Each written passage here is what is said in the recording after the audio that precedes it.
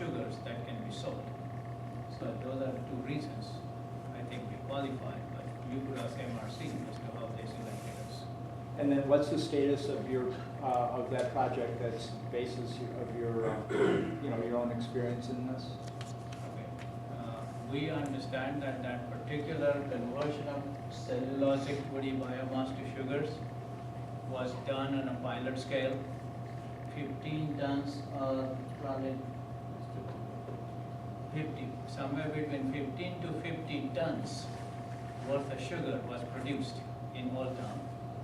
It was supplied to several end users, and it was shown that sugar was clean enough that other people could use it for their fermentation operations, and performance would be similar to the gold standard, which was the corn dextrose that industry uses. So we have seen data that sugars derived in a similar fashion, because they also use enzymatic hydrolysis, can be clean enough for end user to buy them, pay good money for it, and use it for whatever conversion process they want to use.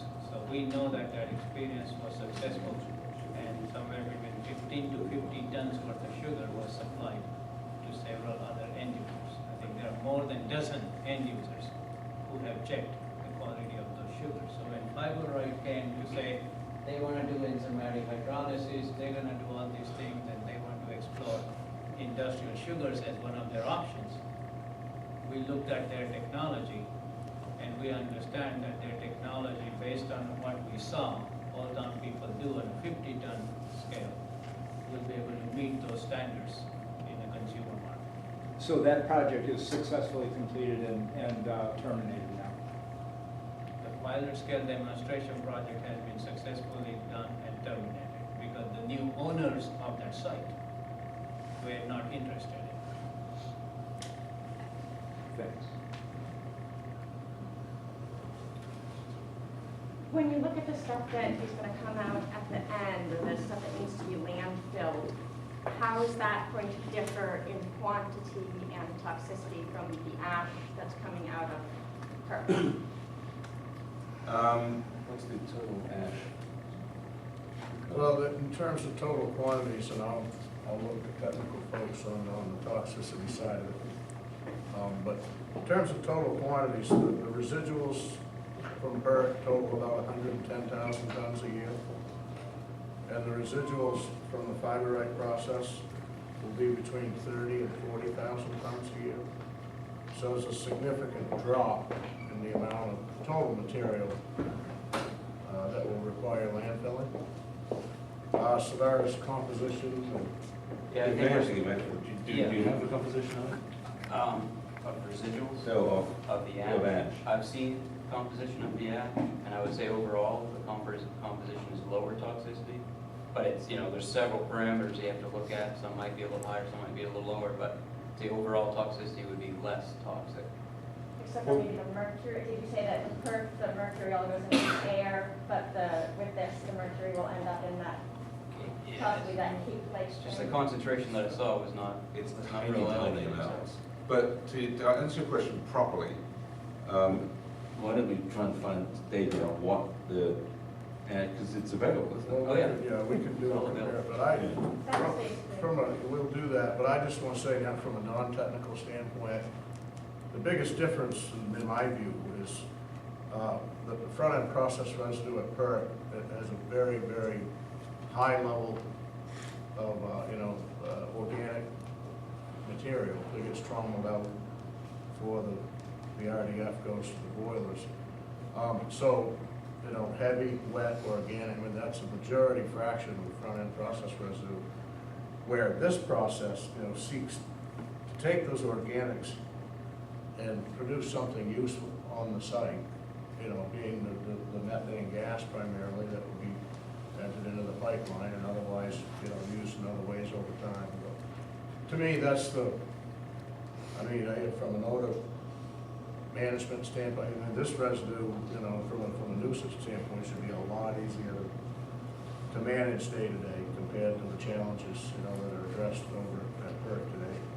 Might take a while, but what I'm trying to do is we'll get you a composition analysis of the ash, and I'll try and get the kind of a typical residue analysis based on what goes in. And, you know, for example, cat litter is one. Things like bowling balls, you know, electronics, stuff like that, which we really can't aggregate enough of to do anything. So I'll try and give you a typical composition and volume. I'll give you next time though. But in general, there'll be less. Oh yeah, Okay. in all events it's going to be a lot less. And it should be less toxic, but I don't want to, until I've looked at it. Thank you. But definitely more odor-free. Oh yeah, relative to the fines.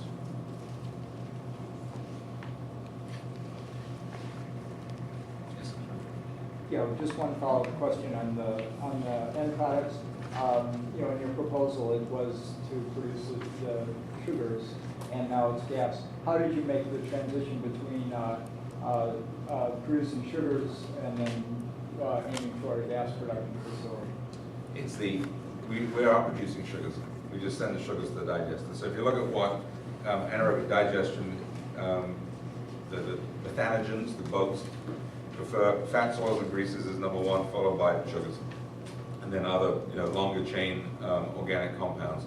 And fundamentally, in Maine, there's a higher value for the digested gas. So if you look at, you know, current world market price for sugar, dextrose is sort of 13, 14 cents a pound. It's pretty low right now. 5-year average is 20 cents a pound, so somewhere 16 or so. But what we were also looking at is what is the local market for sugars. We were unable to find an industrial user for sufficient quantity of the sugars. And the thing with the waste stream is that we can't let things build up. We've got to move it all the time because we've always got more material coming in. And so digested gas, we know, because that's how we've been dealing with our sugars in Virginia, is very easy to convert those sugars to digested gas. That, hence we made the decision. We do have the process flexibility that we can extract the sugars and sell them for higher value in the future. And in fact, we would expect to work on process optimization over time. And again, that speaks to, you know, more rebates if we can get higher value. We just want to incent all parties to get to the highest value. This, we know, works. It's robust. There's a demand for it. That's why we went there. Thanks.